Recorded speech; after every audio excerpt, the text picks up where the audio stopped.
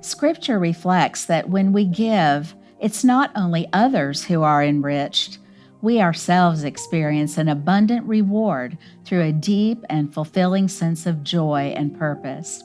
Proverbs chapter 11, verses 24 and 25 speak to the nature and impact of generosity. One person gives freely, yet gains even more. Another withholds unduly, but comes into poverty. A generous person will prosper. Whoever refreshes others will be refreshed. In other words, God blesses those who give freely of their time, their talents, and their treasures. When we give generously, God often supplies us with even more, so that we can give even more.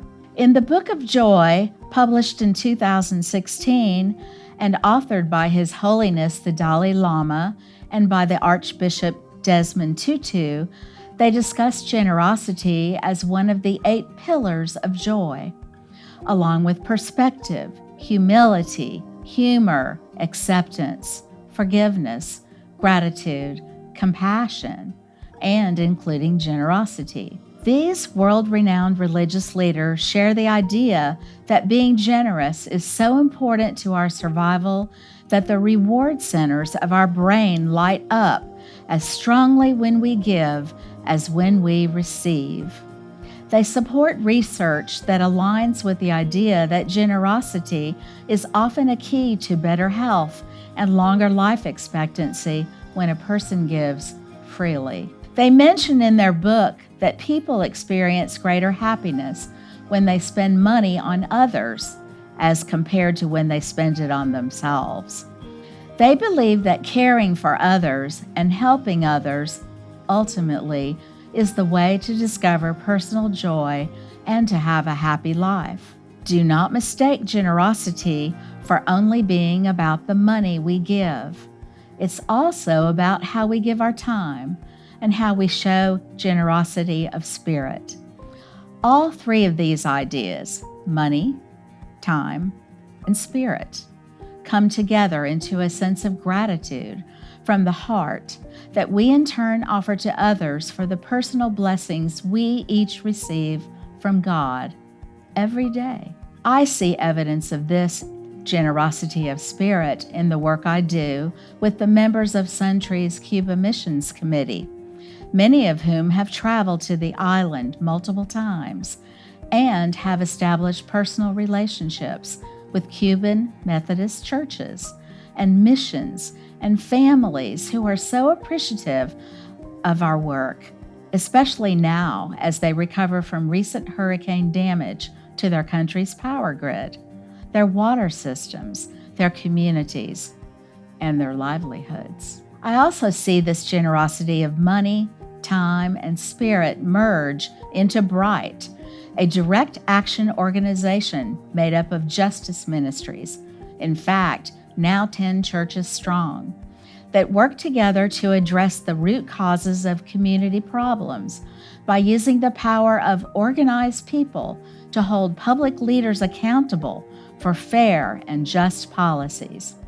Bright stands for Brevard Righteously Igniting Good Hope Today. Just in case you didn't know, recent initiatives include providing affordable housing for those who need it and by increasing reading achievement in schools across the county.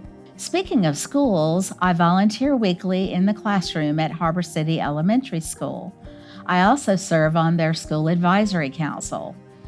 Suntree United Methodist Church raises funds at the beginning of each school year, you may remember, for families to have a $50 gift card to Walmart for back-to-school preparation for each child that attends the school.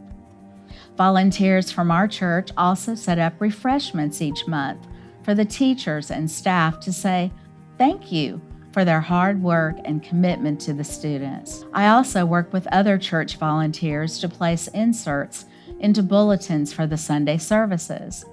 And I serve on the parent team as we take turns preparing the sanctuary for the traditional service each Sunday. Finally, I make sure I play a part in our church's Dare to Dream initiative so that we as a congregation may expedite the foreseeable end to a mortgage of the church campus. That way, we may provide spiritual outreach to other areas within Brevard County, as in Cocoa and Vieira. I have a magnet on my refrigerator that says, "The best things in life are not things." This inspires me to say yes whenever I can, as so many of us do here at Suntree UMC.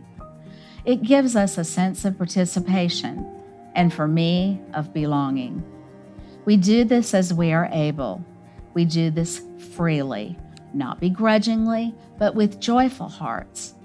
Whether at church or with our neighbors, and especially with our family and friends, we try to repay kindnesses shown to us with a sense of gratitude for the kindnesses we have received along the way, by the grace of God.